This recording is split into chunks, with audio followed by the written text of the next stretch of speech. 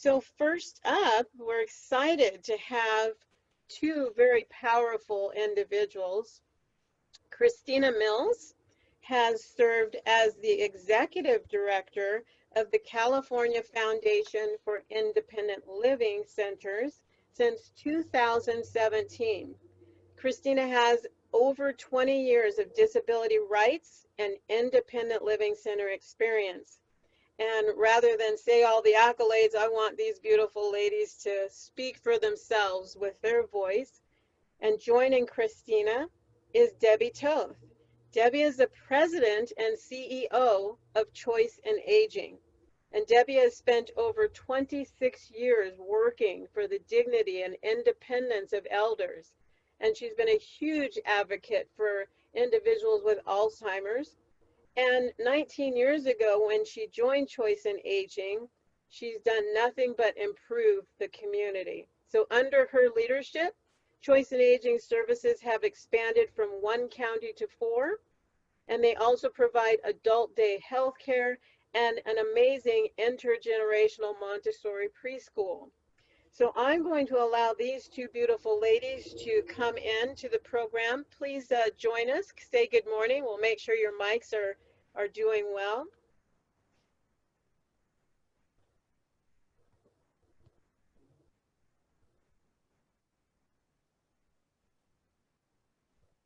So Christina, you should be unmuted now.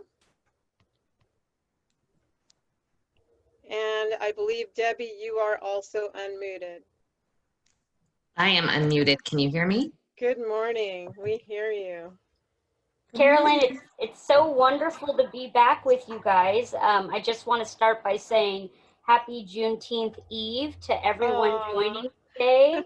Woohoo! And, you know, I just have to again thank you and thank Sarah May for reaching out and inviting me. And one of the best things that came out of the master plan process for me personally outside of work was becoming friends with Debbie Toth. And so when I asked, you know, hey, what do you guys, would you consider having me co-present with somebody else from the aging community?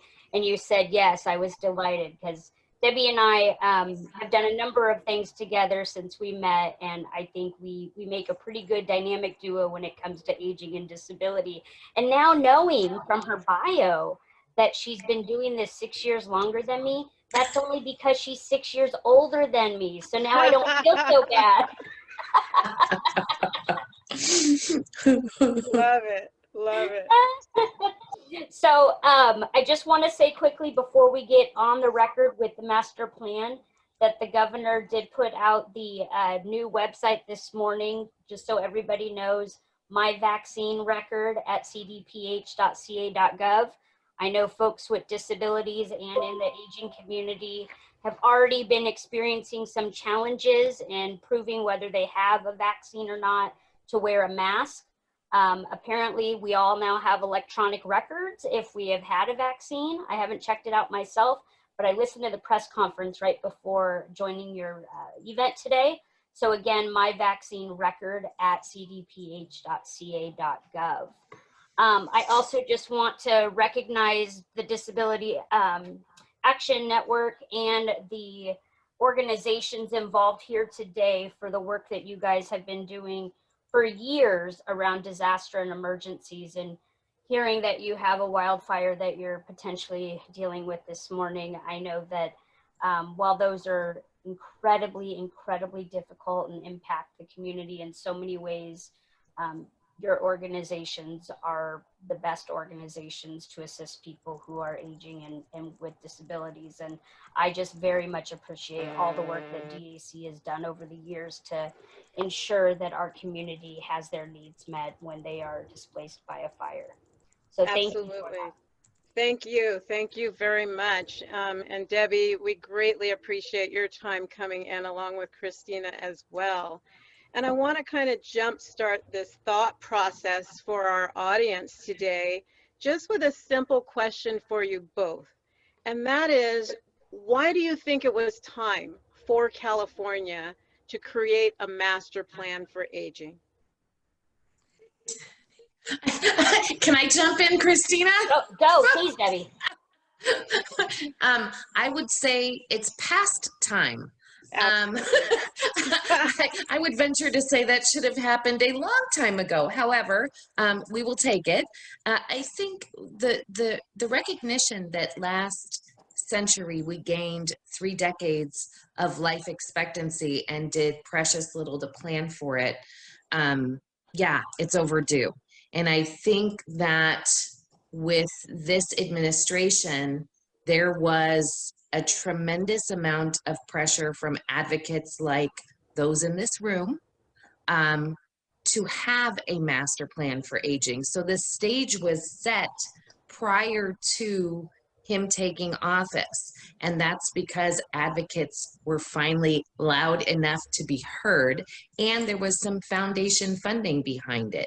They had a We Stand With Seniors campaign. There was polling happening. So all of these things happened together to pressure somebody into doing this, because either candidate that was running to be our governor had to say they were going to have a master plan.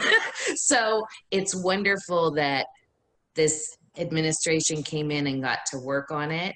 It's wonderful that they gathered all of the people from throughout the state that represent disability and aging to create this plan. And I think that if we don't capitalize on these moments and create what we want to see in our master plan, then we've lost the greatest opportunity I've seen in my lifetime. I don't know, Christina, if you have different feelings about this. Yeah, no, I absolutely agree with you. It was the time. And when the governor was actually campaigning, there were a couple of events that I had attended, and it became very clear to me that he knew what he was going to have to do and promises he was going to have to make in order to work with the community that had power and the voices that had been really elevating these issues for quite some time. And I came up to Sacramento in 2005 from San Diego, and in those early years when Schwarzenegger became governor, the world came apart, and I had never, experienced devastation at that level to see programs that impacted people with disabilities and aging adults be just leveled in so many different ways. And so it came, I think this administration really looked at it as it's time to build back and build back better, just like we're doing with vaccines, no pun intended. But, it was a long road, and we finally got here with this administration. And Debbie's absolutely right. Whichever governor we would have had, they would have had to have made some commitment to moving a master plan for aging forward. Now, you heard me say this last time, I'll say it again. We did want it to be a master plan for aging and disability. You remember I had shared in the last event that you had that we met with the administration and tried to push that. And that, unfortunately, politically was not going to happen yet.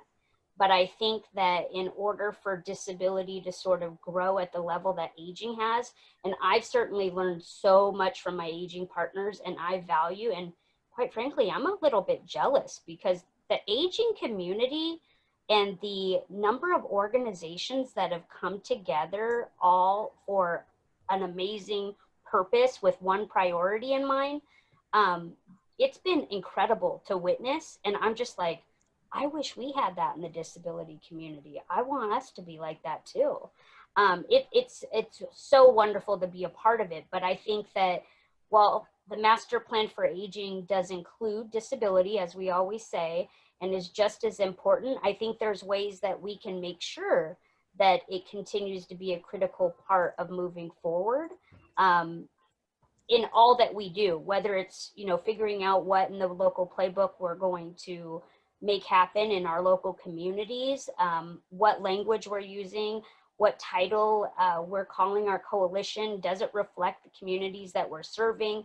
There's a lot of things that we can do to really make sure that it is inclusive of aging and disability. And it's really going to come down to the regional collaboratives determining what does that look like for us and having that real conversation. And I would just say the disability community got the Americans with Disabilities Act passed. I mean, if you're talking about amazing things happening in different communities, I would say that you sort of won the bar on that one. So we just need to raise this to that level. True, but you do have the Older Americans Act too. We So, do, we do, we do, we but do. this is our chance to come together. And Carolyn, I was looking when you were welcoming us. I was looking at my Aging and Disability Resource Connections map, and I'm just so Yes, excited that you guys want to elevate that. And absolutely. I think that that also played into the master plan as well. The federal government had been pushing ADRCs for quite some time. The disability community nationally very, very much felt like there was no D in ADRC. Yes, And we took that to heart in California and said, you know what, we really need to do something about that. I know when I speak to our colleagues in other states, they honestly sometimes just don't even believe me. But when I say, no, the core partners have to be a AAA and an independent living center. You can have other absolutely. partners as well, but they have to be the core leads. It's like it goes over their head. And I'm like, no, we Right, did that right. intentionally. Yes, Yeah, exactly. we got married.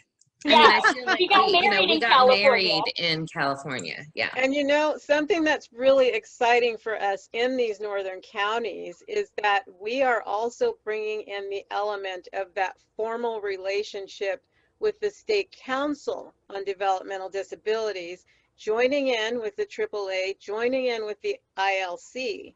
So that combination we feel like is going to allow that collaboration where we talked last session about the silos that exist, to eliminate these silos amongst agencies and have more of a shared common set of information and goals, so we don't have, where care is required, people being stalled in receiving that care. And Debbie, you brought up a really good point a moment ago, just with the formation of the ADA, the Americans with Disabilities Act. That was not that long ago. And so we cannot afford as a state or as a nation to take that long for such important measures anymore. This is like beyond high speed time for movement. Yeah, and you know, Carolyn, one of the things that I wrote in my talking points for this morning is your community, your regional collaborative is one of the few collaboratives that actually has the State Council on Developmental Disability at the table as leaders in this work. So I know Marin County is now working and has not the state council specifically, but another intellectual developmental disability organization, a part of their ADRC, and they've actually subcontracted with them to make sure Yes, that they're creating inclusive programs and services for folks with IDD who are aging. definitely. Now, I want to speak to just some of the work that you have both done in the communities and how it's impacted us, not just on a local or a regional level, but on a statewide level. So, Christina, I'm going to start with you, and then I'm going to jump to something specific with you as well, Debbie. But, Christina, your work with the Disability Disaster Access and Resources, talk a moment about how important that is and how even that becomes a model of working together in the community, which is what an ADRC would really look like.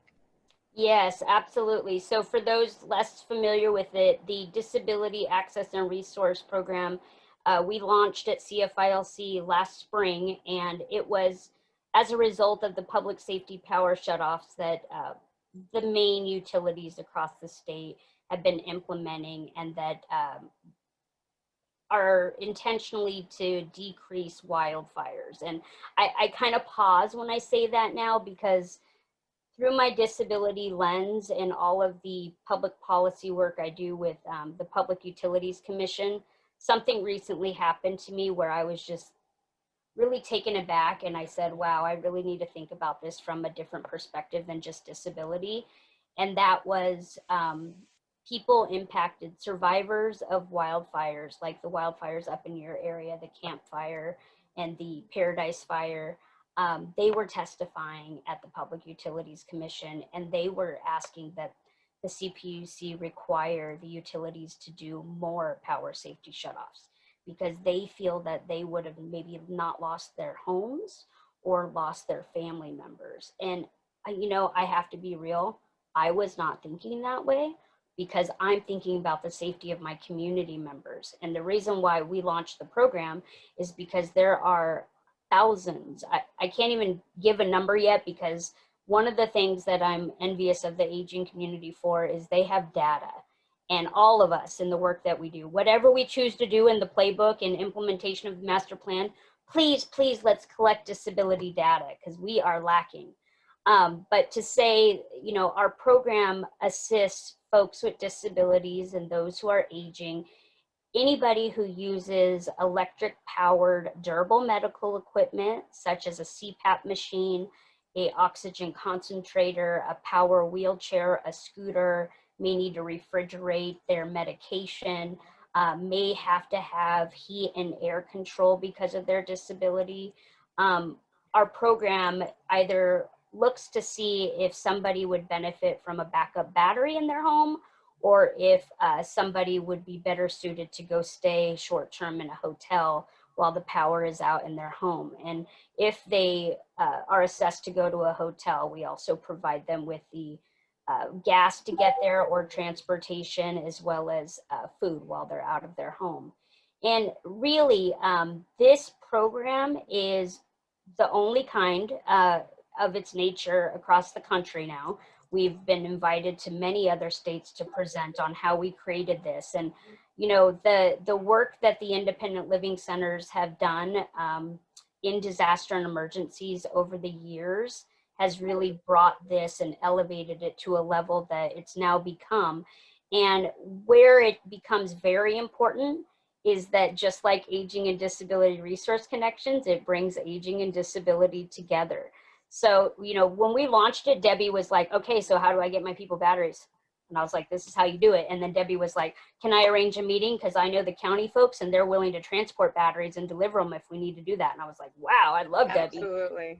You know, making sure that it really happens, and bringing the IDD community in. And I just have to say, like, while we provided thousands of batteries and hundreds of hotel stays last year, there's enough work to go around, because again, we don't know how many people we're talking about. There's no data on how many hundreds or thousands of people use powered DME or assistive technology. And one of the things that we're really pushing policy-wise is if we should work towards making sure that the managed care organizations are actually documenting and tracking when they're giving prescriptions to folks to get this DME or assistive technology. We need accountability. So if anybody's going to be able to count who has what, it's going to be the folks that actually prescribe it. And we're working towards doing that, and hopefully we will have that in the future. But there's so much work to be done on disability and emergency management, readiness, everything. But again, it's another area where it's an across the lifespan issue, and it brings the aging and disability community together. Absolutely, and I'm glad you touched on that very aspect about bridging that gap, because it's just so critical.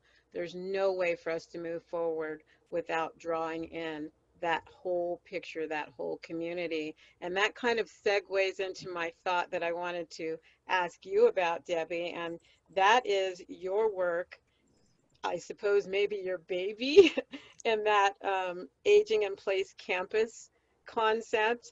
I know you already are working with the intergenerational process, with the adult daycare, with the preschool setup. Talk to us about the importance of that intergenerational mixing, and especially as you augment that, the safety net for individuals to be able to access these services financially.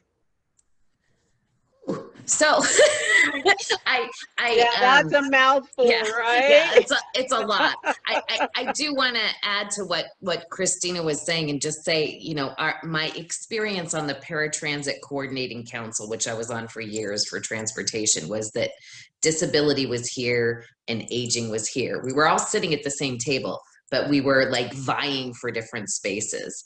And today we're vying to be together. So it's a totally new day.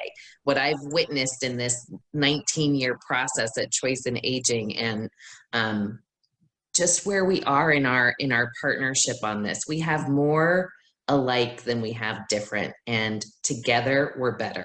And I think that sort of just needs to be our theme moving forward now that we're married and all. So as for, you know, the marriage happened between disability and aging, and now how do we bring these communities back into the larger community and the family? So I felt like I was watching grandma and grandpa get cut out of the family.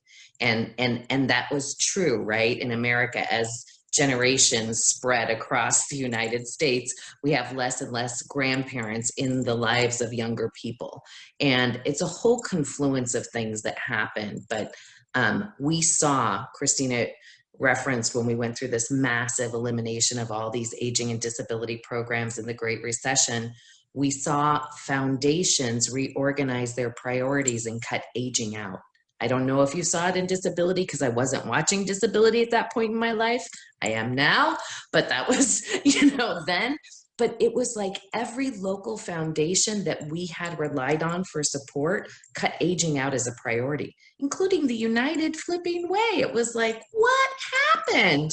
And so we saw generations separated in practice, and we saw it in funding, and we saw it in prioritization, and we just saw it everywhere. And I would love to say that, you know, this was some great innovative thinking that Debbie had, and Debbie went out and that's not what happened. What happened was we were looking to build our aging in place campus, and we had a tenant on site that was a preschool, and we'd let them know that we were only going to be renewing the lease in 2-year increments instead of 5, and they left. And they left the teachers, and they left the children, and my board chair said, hey, Deb, didn't you always want to do intergenerational programming? Here's your opportunity. Get it licensed. And we did. And we kept all the teachers, and they're Montessori. So there's this beautiful overlap between Montessori and dementia interventions and ways that we do person-centered care. And I mean, it was just like this unexpected, beautiful opportunity. We capitalized on it. And I just want to tell you, this is what happened year 1 in. By the way, we opened with 5 teachers and 4 students. That was a whole nother ball of wax. But anyway, a year into it, I went next door. So we're all in one building, but the aging programs are in this building and the preschool's in this building. So I walked next door on the year anniversary of all those employees that we hired, the site director and the teachers. And I brought balloons and did this happy anniversary, and the kids were in circle time, and they were like, do you know who this lady is? And they were like, yeah, she works with our friends next door. Friends. So we didn't even expect it, but what we discovered was that if you hang out with older people, you become friends, and you bust ageism before it can take root. So that's more working. Perfect than that, right? Yeah. I cried, of course, because I cry a lot. I mean, you're lucky I haven't cried yet. But it just speaks to ageism and ableism, that if we define community from the time we are born, that it includes everybody.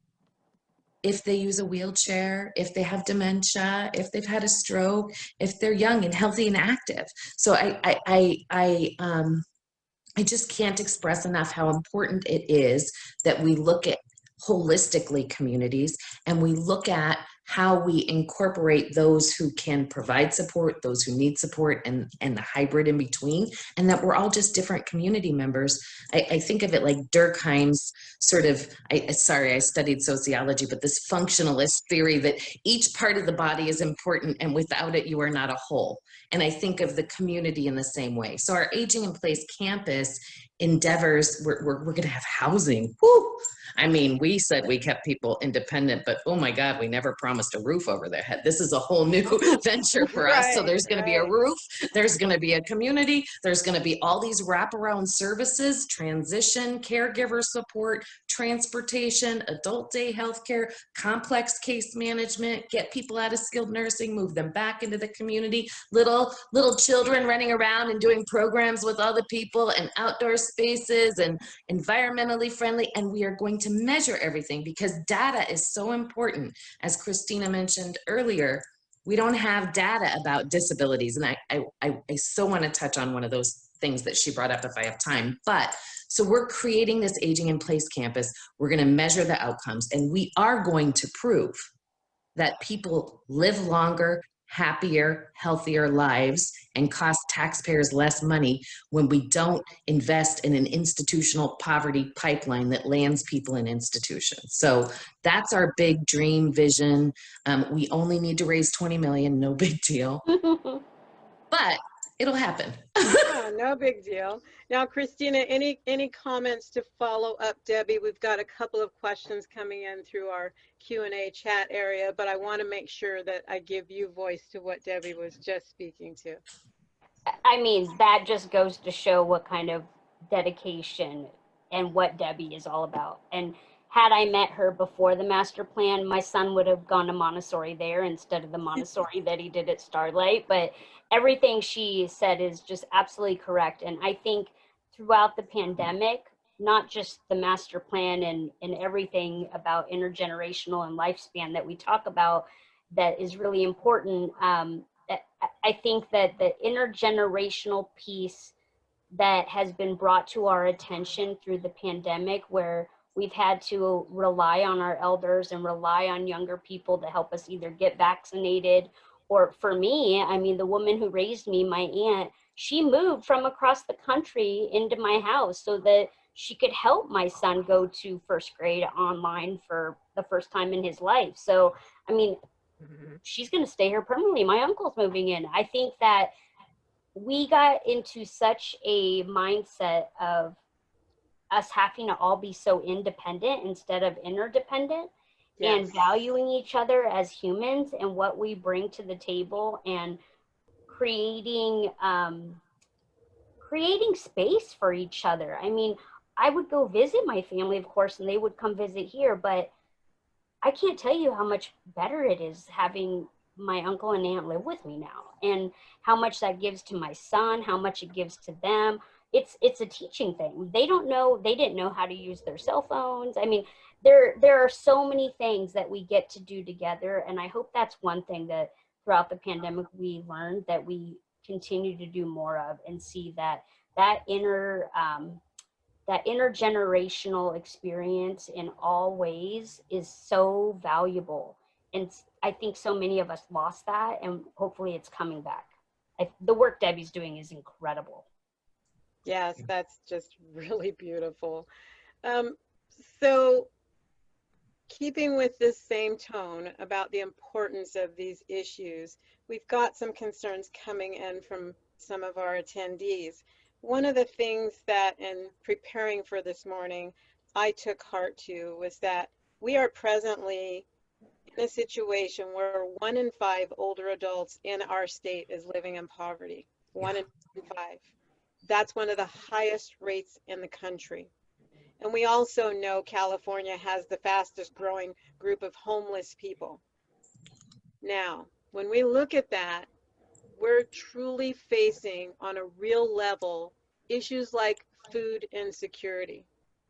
How do we go from food insecurity to food security? Is this something that also is factored into this core of services and building these communities? Is this something that's even been brought to the table with the MPA?